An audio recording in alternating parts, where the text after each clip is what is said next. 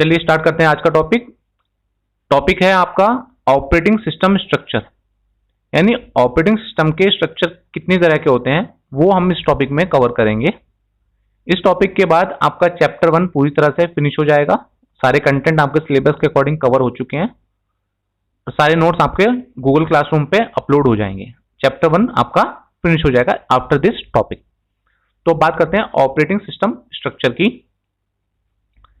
Operating system can be implemented with the help of various structure. यानी जो हम operating system design करते हैं, ऑपरेटिंग सिस्टम को हम डेवलप करते हैं, उसको हम कई तरीके से इंप्लीमेंट कर सकते हैं, कई तरीके से उसको हम डेवलप कर सकते हैं। और वो तरीके क्या हैं वो हम अभी फर्दर टॉपिक में पढ़ेंगे।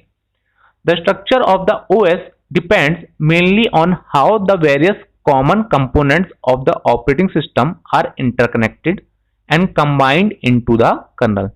यानी जो ऑपरेटिंग सिस्टम का जो स्ट्रक्चर है वो मेनली इस चीज पर डिपेंड करता है कि जितने कंपोनेंट किसी भी ऑपरेटिंग सिस्टम में होने चाहिए, जो हम डिजाइन करते हैं अलग अलग डिफरेंट कंपोनेंट, वो आपस में किस तरह से इंटरकनेक्टेड हैं और वो सारे के सारे हमने कर्नल में कैसे कंबाइन किए हैं। अब बात की आगे वापिस से देखिए यहाँ पे कर्नल की। कर्नल अभी हमने थोड़ी देर पहले पढ़ा था, जो हमने प्रीवियस लेक्चर लिया था उसमें हमने कर्नल के बारे में पढ़ा था। तो कर्नल क्या होता है? Kernel is the very first program is to be load into the main memory, ठीक है, आफ्टर कंप्यूटर बूट्स। ठीक है, जैसे कंप्यूटर बूट होता है उसके बाद सबसे पहला मेन प्रोग्राम कौन सा लोड होता है आपका ऑपरेटिंग सिस्टम में से? कर्नल। अब कर्नल ही बाकी कंपोनेंट को आपको लोड कराता है। तो जिस तरह से वो उससे कंबाइन होंगे उसी तरह से कर्नल उनको लोड करा पाएगा। तो किस तरह से उसके साथ कंबाइंड है और वो आपस में कैसे इंटरकनेक्टेड है, इसके ऊपर हमारा ऑपरेटिंग सिस्टम का पूरा एंटायर स्ट्रक्चर डिपेंड करता है। Depending on this we have the following structure of the operating system. यानी इन सब चीजों को देखते हुए हमारे पास कुछ स्ट्रक्चर हैं जो ऑपरेटिंग सिस्टम का हम जनरली फॉलो करते हैं। पहला आपका है सिंपल स्ट्रक्चर, दूसरा है आपका लेयर्ड स्ट्रक्चर, तीसरा है आपका माइक्रो कर्नल स्ट्रक्चर, चौथा है आपका मॉड्यूलर स्ट्रक्चर। तो ये 4 स्ट्रक्चर हैं जिसके बारे में हम पढ़ेंगे। इनके ऊपर आपके एग्जाम में छोटे छोटे टॉपिक आ सकते हैं। For example write short on micro kernel या write short note on modular structure of operating system. इस तरह से शॉर्ट नोट में आपसे पूछा जा सकता है या कंप्लीटली एक क्वेश्चन आ जाए कि भाई ऑपरेटिंग सिस्टम स्ट्रक्चर क्या है और इसकी टाइप्स को बताओ। तो इस तरह से आपका ये क्वेश्चन आ सकता है।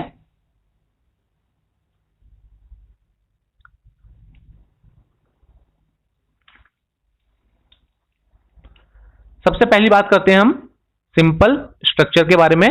सिंपल स्ट्रक्चर क्या है? Such operating system do not have well defined structure. यानी जो ऑपरेटिंग सिस्टम सिंपल स्ट्रक्चर के बेस पे डिजाइन होते हैं, डेवलप होते हैं, उनमें कोई वेल डिफाइंड स्ट्रक्चर होता ही नहीं है। They are small, simple and limited systems. यानी ऐसे ऑपरेटिंग सिस्टम जो सिंपल हो, साइज में छोटे हो और जिनकी फंक्शनैलिटी लिमिट हो, वो सारे हम किस पे? सिंपल स्ट्रक्चर के बेस पे डेवलप कर सकते हैं। The interfaces and levels of functionalities are not well separated. यानी द इंटरफेस और जो उनकी फंक्शनैलिटी के लेवल्स हैं वो आपस में सेपरेटेड नहीं होते, यानी वो टाइटली एक साथ कंबाइंड होते हैं। टाइटली एक साथ कंबाइन होने की वजह से क्या है? फंक्शनैलिटी में जो आपकी फ्लेक्सिबिलिटी है वो कम हो जाती है। MS DOS is an example of such operating system.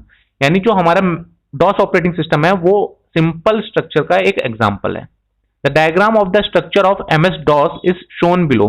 जो आपका ऑपरेटिंग सिस्टम का स्ट्रक्चर है, खासकर MS DOS का, जो किसका एग्जांपल है? सिंपल स्ट्रक्चर का, वो एक डायग्राम आपकी स्क्रीन पे शो हो रहा है।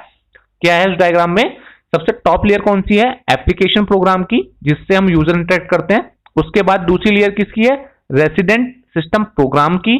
तीसरी है आपकी MS DOS डिवाइस ड्राइवर्स और चौथा है आपका रोम बायोस डिवाइस ड्राइवर। देखिए आपके जो एरोज हैं ये क्या इंडिकेट कर रहे हैं? एप्लीकेशन प्रोग्राम जो लेयर है वो किससे कनेक्टेड है? आपकी रेसिडेंट सिस्टम प्रोग्राम वाली लेयर से, यानी सेकंड नंबर की लेयर से। सेकंड नंबर ऑफ लेयर किससे कनेक्टेड है? आपसी MS DOS से।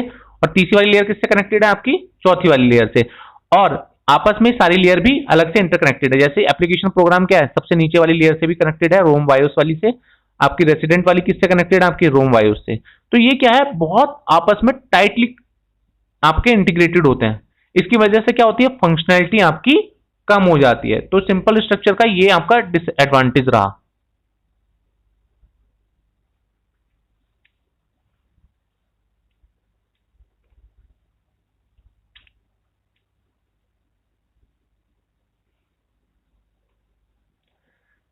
सेकंड है आपका लेयर्ड आर्किटेक्चर।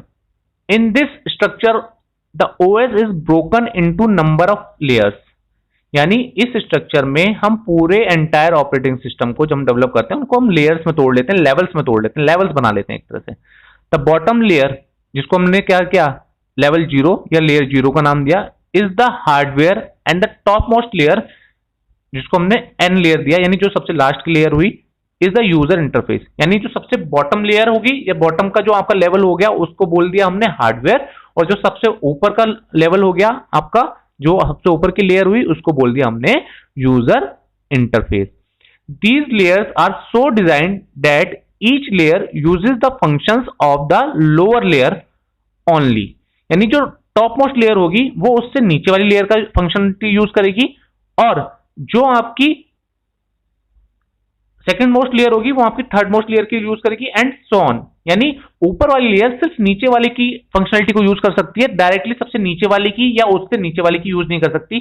जैसा कि आपने देखा था किसमें, सिंपल स्ट्रक्चर में। देखिए सिंपल स्ट्रक्चर में क्या था, एप्लीकेशन जो प्रोग्राम वाली लेयर थी वो सीधा रोम बायोस वाली लेयर को भी एक्सेस कर पा रही है। जो रेसिडेंट सिस्टम लेयर वाली जो प्रोग्राम वाली जो लेयर थी, यानी सेकंड नंबर की जो लेयर थी, वो सीधा आपका किसको यूज कर पा रही है, वो सीधा यूज कर पा रही है रोम बायोस, सबसे लास्ट वाली को यूज कर पा रही है। इसी तरह से थर्ड नंबर वाली जो लेयर है वो भी सबसे लास्ट वाली को यूज कर पा रही है।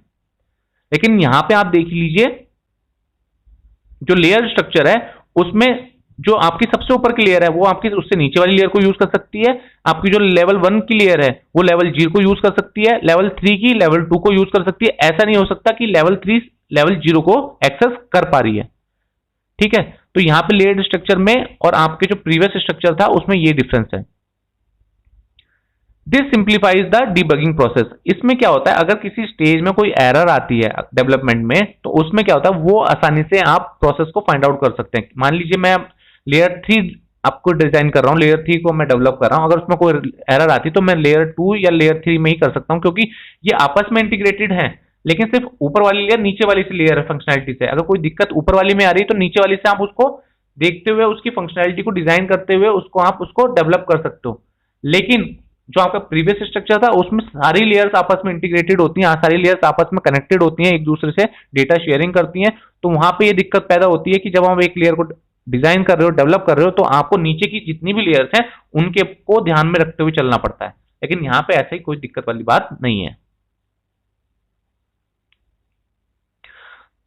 The main advantage of this structure is that at each layer the data needs to be modified and passed on, which adds overhead to the system.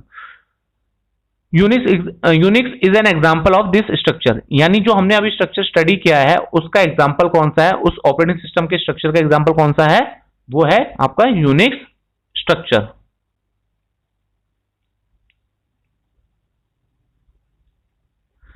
Next है आपका माइक्रो कर्नल स्ट्रक्चर। अभी हमने types of colonel पढ़े थे, जो हम colonel के बारे में बता रहे थे, उसमें एक था माइक्रो कर्नल। तो अब उनमें से ही एक स्ट्रक्चर की बात की जा रही है, माइक्रो कर्नल स्ट्रक्चर की। This structure designs the operating system by removing all non essential components from the kernel and implementing them as system and user programs. यानी माइक्रो कर्नल का मतलब है छोटा, कर्नल को और छोटा कर दिया गया। छोटा कैसे करा गया, जितने भी उसमें नॉन एसेंशियल कंपोनेंट थे जो बहुत सारी फंक्शनलिटी को एडिट करने के लिए कर दिया गया, उनको हम क्या कर देते हैं, रिमूव कर देते हैं, और जो कर्नल हमारे पास बचता है हम उसको क्या कर देते हैं, इंप्लीमेंट कर देते हैं। This result in a smaller kernel called the micro kernel. ये किसको रिप्रेजेंट बताता है, फिर ये माइक्रो कर्नल को रिप्रेजेंट करता है। जो ऐसा कर्नल जिसमें से नॉन एसेंशियल कंपोनेंट्स को हमने हटा दिया उसको बोला जाता है माइक्रो कर्नल। देखिए आप छोटी सी एक यहाँ पे कंसीडर करिए एग्जांपल की, आप कोई वेबसाइट डिजाइन करते हैं या आप कोई एप्लीकेशन डिजाइन करते हैं एंड्रॉइड के कुछ में, जितनी ज्यादा उसमें फंक्शनलिटी, जितनी ज्यादा आप उसमें बहुत सारी फंक्शनलिटी ऐड करते जाएंगे, उतना ही उस ऐप को ऑपरेट करना, उस ऐप को आपको चलाना वो क्या हो जाएगा, आपका हैवी होता जाएगा, आपका सिस्टम क्या होता है, स्लो होता जाएगा, क्योंकि उसमें बहुत ज्यादा फंक्शनलिटी एडेड है। जितनी आपकी फंक्शनलिटी कम होगी उतनी ज्यादा वो आपकी स्मूथ चलेगी, उतनी ज्यादा वो लाइटेड होगी। लाइटेड क्योंकि उतनी ज्यादा कम कोड होगा जो उसको रन करने की जरूरत पड़ेगी, उतनी ज्यादा ही कम रिसोर्सेज वो यूज करेगी।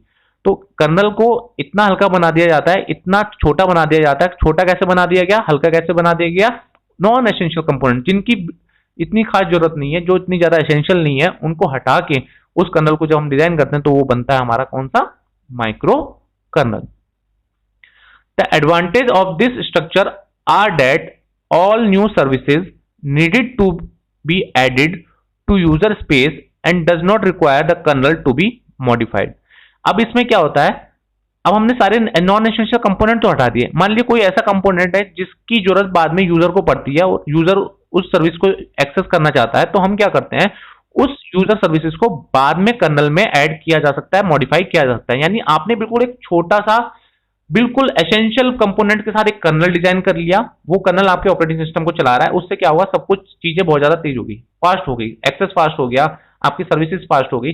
अब एक ऐसी फंक्शनलिटी है जो ऐड होने की जरूरत है, यूजर को बार बार चाहिए, वो फंक्शनलिटी मान लीजिए हमसे पहले कवर नहीं हुई, तो उस फंक्शनलिटी को इस तरह के डिजाइन में हम बाद में मॉडिफाई करके इंप्लीमेंट कर सकते हैं। ये इसका बहुत बड़ा एडवांटेज है, यानी इसमें मॉडिफिकेशन आसान है। आप बाद में जो जो आपको रिक्वायरमेंट और चाहिए आप उसको एड ऑन कर सकते हो। Thus, it is more secure and reliable as if a service fails, then rest of the operating system remain untouched। यानी ये रिलायबल क्यों है, अगर कोई न्यू आपकी फंक्शनलिटी ऐड हुई और वो चीज फेल हो जाती है, फेल होने का मतलब वो अपनी सर्विसेज को पूरी तरह से डिलीवर नहीं कर पाती, यानी उसका एग्जीक्यूशन प्रॉपर तरीके से नहीं हो पाता, तो जो बचा हुआ कर्नल है वो आपका कहता है सेफ होता है, क्योंकि जो एड ऑन प्रोग्राम होते हैं वो अलग से रखे जाते हैं, क्योंकि जो आपका मेन सिस्टम है वो इंटीग्रेटेड अलग तरीके से बना हुआ है, डेवलप हुआ है। Mac OS is an example of this type of operating system. Mac OS क्या है, इस तरह का एग्जाम्पल है, आपने देखा होगा, इसलिए मैक ओएस को बहुत ज्यादा फास्ट और रिस्पॉन्सिव ऑपरेटिंग सिस्टम माना जाता है। कहते हैं कि वो कम क्रैश होता है, उसका रीजन यही है कि वो माइक्रो कर्नल के ऊपर बेस्ड डिजाइन होता है।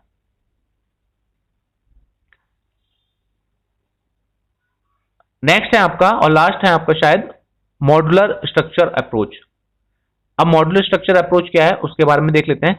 It is considered as the best approach for an operating system, यानी मॉड्यूलर स्ट्रक्चर को बेस्ट अप्रोच माना गया ऑपरेटिंग सिस्टम के स्ट्रक्चर के लिहाज से, उसको डेवलप करने के लिए।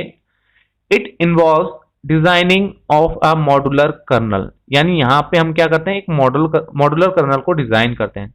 The kernel has only set of core components and other services are added as dynamically loadable modules to the kernel, either running during the runtime or boot time। देखिए modular structure approach क्या है, ये भी colonel की तरह ही है, micro colonel की तरह ही है, बस उससे एक स्टेप थोड़ा फर्दर है। उस स्टेप में क्या है, थोड़ा सा क्या इसमें चेंजेस हैं, वो ये है चेंजेस आपकी स्क्रीन पे देख सकते हैं। The kernel has only set of core components, वहां पे भी एसेंशियल कंपोनेंट थे, यहाँ पे भी एसेंशियल कंपोनेंट है, मतलब कोर कंपोनेंट से मतलब सिर्फ essential component. And other services are added as dynamically loadable module to the kernel either during the run time और द बूट टाइम। देखिए वहां पे क्या था, जो हमें एडिड फंक्शनलिटी थी, जो हमने नई फंक्शनलिटी हमने बनाई, हमें जरूरत थी जिन फंक्शनलिटीज की, वो हम एड ऑन करते थे वापस से कर्नल में और उसको इंटीग्रेट कर देते कर्नल के साथ। यानी वो जो न्यू फंक्शनलिटी हमें यूजर की डिमांड पे ऐड करनी पड़ रही है, वो हम कर्नल में वापस से मॉडिफाई करके बना देते थे, तो वो कर्नल का पार्ट हो जाती थी। लेकिन यहाँ पे क्या हो रहा है, यहाँ पे जो न्यू एडिड फंक्शनलिटी है, जो न्यू हमें उसको डालनी है, वो एक मॉड्यूल की तरह सिर्फ रन टाइम पे या बूट टाइम पे ही लोड होती है, यानी वो कर्नल का पार्ट नहीं होती, वो अलग से एक मॉड्यूल की तरह ट्रीट होती है। जैसे ही उसकी रिक्वायरमेंट होती है वो as a module run time पे या बूट टाइम पे लोड कर दी जाती है। यानी that is not a part of kernel, वो कर्नल का पार्ट तो नहीं है, लेकिन जैसी उसकी जरूरत होती है कर्नल उसको कॉल करता है और वो कहां पे, डायनेमिक यानी बूट टाइम पर लोड हो जाती है। लेकिन माइक्रो कर्नल में क्या है, वहां पे भी कर्नल आपके एसेंशियल कंपोनेंट लोड कर आपका कंटेन करता है, लेकिन अगर कोई आपको न्यू सर्विसेज या कोई न्यू मॉड्यूल चाहिए होता है या न्यू सर्विसेज आपको चाहिए होती है, वो सर्विसेज आपकी उसमें कर्नल में ऐड कर दी जाती है, यहाँ पे ऐड नहीं होती। वहां पे क्या होता है मॉड्यूलर स्ट्रक्चर अप्रोच में, एक मॉड्यूल के तौर पे वो सर्विसेज अलग से आपकी क्रिएट कर दी जाती है। जैसे ही उस सर्विस की रिक्वायरमेंट होती है कर्नल उस मॉड्यूल को कॉल कर लेता है। तो यानी जो आपका जो नई सर्विसेज है वो मॉड्यूल उसका कर्नल का पार्ट नहीं है, तो जब भी आपके कर्नल को उसकी जरूरत होगी वो उसको डायनेमिक लोड कर लेगा, यानी रन टाइम पे और बूट टाइम पे उसको कॉल कर लेगा। इस तरह से आपका कर्नल हमेशा इंटैक्ट रहता है, कर्नल में कोई भी दिक्कत नहीं होती। For example Solaris OS is organise as shown in the figure, यानी मॉड्यूलर स्ट्रक्चर अप्रोच का जो एग्जांपल है वो क्या है, सोलरिस कर्नल। ठीक है, ये आपका डायग्राम इसमें दिया गया है मॉड्यूलर अप्रोच का। तो ये थे आपके types of structure of operating system.